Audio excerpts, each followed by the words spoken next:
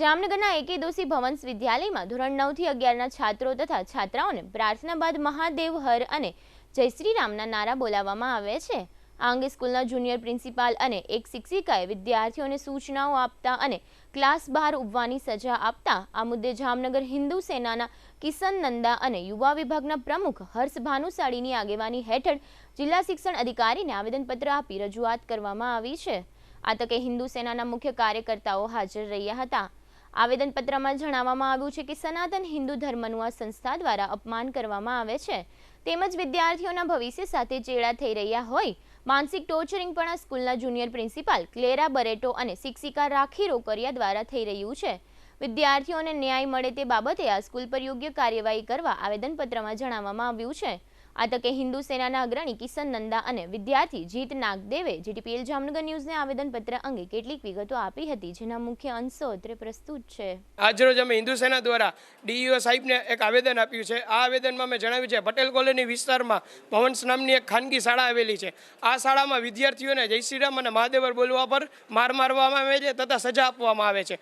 તો આ કેટલી હદે યોગ્ય છે? જ્યારે જય શ્રી રામ અને મહાદેવર બોલવું તે આપણી ભારતીય પરંપરા છે અને વિદ્યાના મંદિરમાં આવું કૃત્ય જરાય અસહનીય છે। તો અમે ડીઈઓ સાહેબને અમે આવેદન આપ્યું છે અને કહ્યું છે કે જો આ કૃત્યો પર કડકથી કડક કાર્યવાહી નહીં થાય તો અમે હિન્દુ સેના ભવન સ્કૂલમાં ઉગ્રથી ઉગ્ર આંદોલન કરશી અને આ આંદોલનમાં જે કાંઈ થશે તેની જવાબદારી ભવન સ્કૂલની અને ત્યાંના જુનિયર પ્રિન્સિપલ ક્લોરા મેડમ અને જે શિક્ષિકાએ વિદ્યાર્થીને માર માર્યો છે તે રાખી મેડમની રહેશે। જય શ્રી રામ। હું 11મા ધોરણમાં છું। ભવન સ્કૂલ રાખી ટીચર નામના ઇંગ્લિશના ટીચર છે એને અમે બધાય જય શ્રી રામ બોલ્યા તો મને માર્યું અને બીજે દિવસે સ્કૂલે ગયા તો મારા ગ્રુપના મારા ભાઈબંધોને પાછળ બેસાડ્યા અને મને બહાર કાઢી મૂક્યો અને પછી ખોટી રીતે હેરાન કરતા હતા કે એલસી આપી દેશું ને આવું કરશું એવું કહેવામાં આવ્યું છે અમને। ભવન શ્રી એકે દોશી વિદ્યાલયમાં જય શ્રી રામના નારા અને મહાદેવ હર બોલવા બાબતે આ સ્કૂલના જુનિયર પ્રિન્સિપાલ અને શિક્ષિકા ઉપર આ સ્કૂલમાં ધોરણ 11માં અભ્યાસ કરતો વિદ્યાર્થી જીત નાગદેવે ગંભીર આક્ષેપો કર્યા છે તેમજ હિન્દુ સેનાના કાર્યકર્તાઓ દ્વારા આ અંગે જિલ્લા શિક્ષણ અધિકારીને ભવન શ્રી એકે દોશી વિદ્યાલયના વિરોધમાં આજે મંગળવારે સવારે આવેદનપત્ર આપવામાં આવ્યું છે જેના ભાગરૂપે જીટીપીએલ જામનગર ન્યૂઝના મેનેજિંગ એડિટર જેસભાઈ રૂપારેલિયાએ વધુ માહિતી એકઠી કરવાના ભાગરૂપે ભવન શ્રી એકે દોશી વિદ્યાલયની મુલાકાત લીધી હતી। આ મુલાકાત દરમિયાન ઇંગ્લિશ મીડિયમના સિનિયર પ્રિન્સિપાલ ધર્મેશ વીછીએ જણાવ્યું હતું કે હિન્દુ સેના અને વિદ્યાર્થી જીત નાગદેવ દ્વારા જે આક્ષેપો કરવામાં આવ્યા છે તે તદ્દન પાયાવિહોણા છે। આ સ્કૂલમાં હિન્દુ ધર્મના દરેક તહેવાર સારી રીતે ઉજવવામાં આવે છે।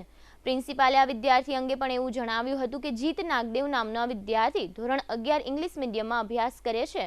આ વિદ્યાર્થી થોડો વધુ પડતો રમતિયાળ હોવાને કારણે વારંવાર ફરિયાદો અમારા સુધી આવે છે જેને કારણે ક્લાસરૂમના શિક્ષિકાઓ દ્વારા પણ આ વિદ્યાર્થીને પોતાની કાર્ય પદ્ધતિ બદલાવવા માટે સમજાવવામાં આવે છે પરંતુ આ વિદ્યાર્થી ક્લાસરૂમના કોઈ શિક્ષિકાના કહ્યામાં રહેતો નથી।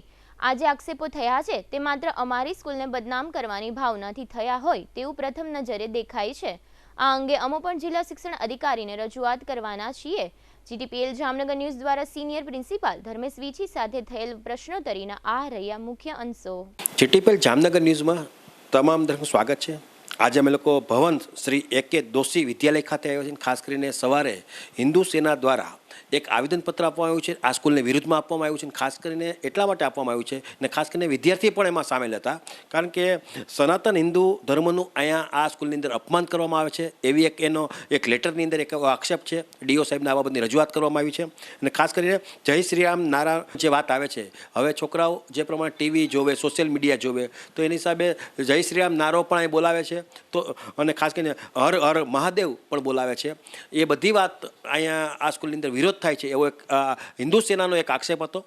તો એની બાબતમાં થોડાક ઊંડાણપૂર્વકનો અભ્યાસ કરવા માટે કે ભાઈ સ્કૂલમાં ખરેખર શું થઈ રહ્યું છે એ બાબત જાણવા માટે અમે લોકો જીટીપીએલ જામનગર ન્યૂઝની ટીમ પણ અહીંયા સ્થળ ઉપર આવી છે અને ખાસ કરીને ધોરણ 11માં ઇંગ્લિશ મીડિયમની અંદર આ વિદ્યાર્થી ભણે છે જેનું નામ છે જીત નાગદેવ કે જે સ્કૂલનો વિદ્યાર્થી છે અને ખાસ કરીને જે એમના પ્રિન્સિપાલ છે ઇંગ્લિશ મીડિયમના સિનિયર પ્રિન્સિપાલ છે ધર્મેશ વિચ્છી આપણી સાથે જોડાયેલા છે. આપણે એમને પૂછશું અને આ જે સ્કૂલ છે એની લગભગ લોઅર કેજીથી લઈ અને ધોરણ 12 સુધી કોલેજ સુધીના વિદ્યાર્થીઓ લગભગ 7,000 વિદ્યાર્થીઓ આ સ્કૂલની અંદર અભ્યાસ કરે છે. ભાનુભાઈ દોશી જે તે સમયે અત્યારે તો સ્વર્ગવાસ થઈ ગયા છે, પણ એમનું અહીં બહુ મોટું નામ હતું અને આ સ્કૂલનું એની સ્થાપના પણ એમણે જ કરી છે.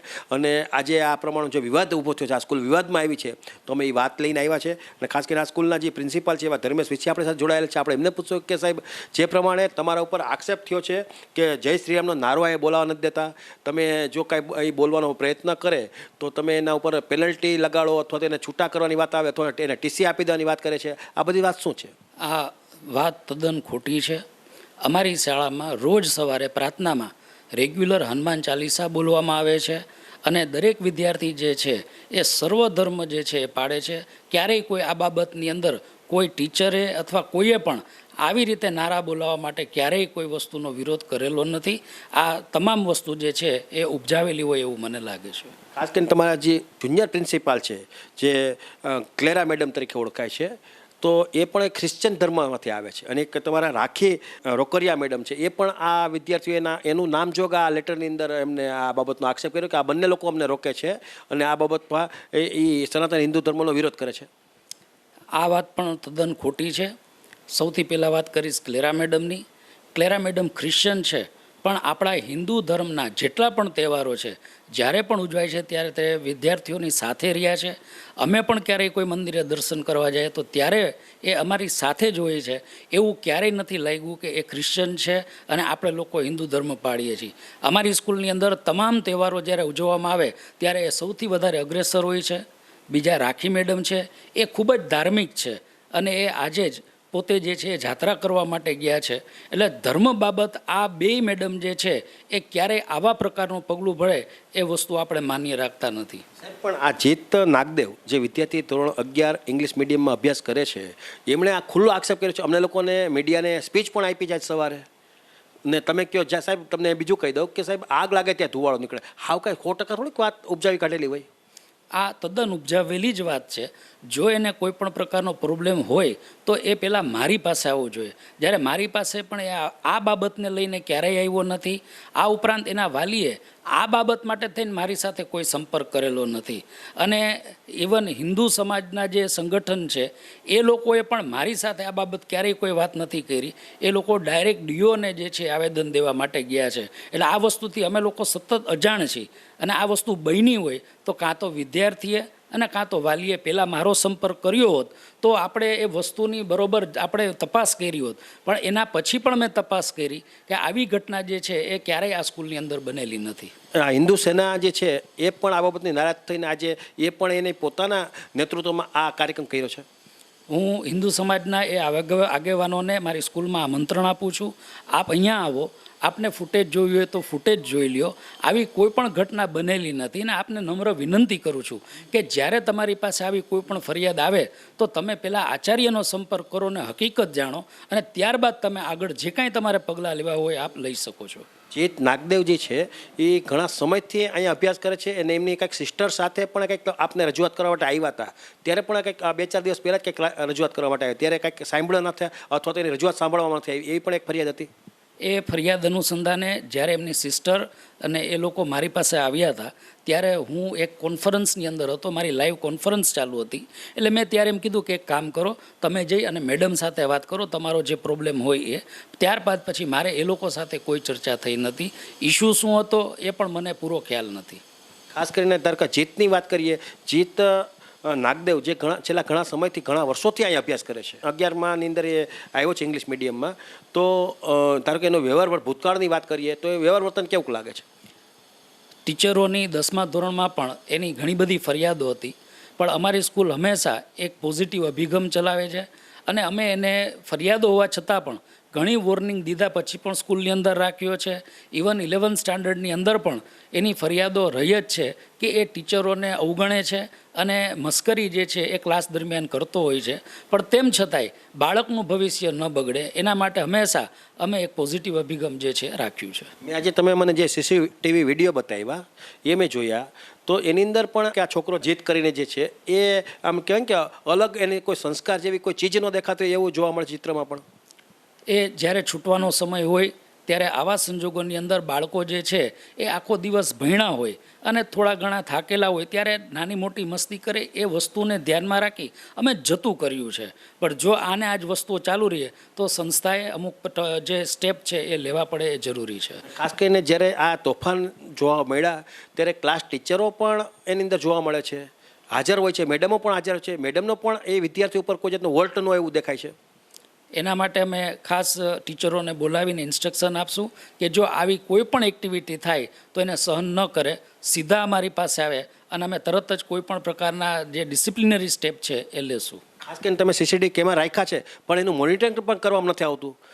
તમે જ્યારે સામાન્ય રીતે તો સીસીટીવી કેમેરા એટલે મોનિટરિંગ કરવાનું હોય, એમાં જે કાંઈ નાની મોટી ક્લાસરૂમની અંદર ભૂલ થાય ભૂલ કાઢવાનું હોય, એવું તો કાંઈ જોવા નથી મળતું. ખાલી માત્ર દેખાવડા રાખ્યા હોય એવું લાગે છે.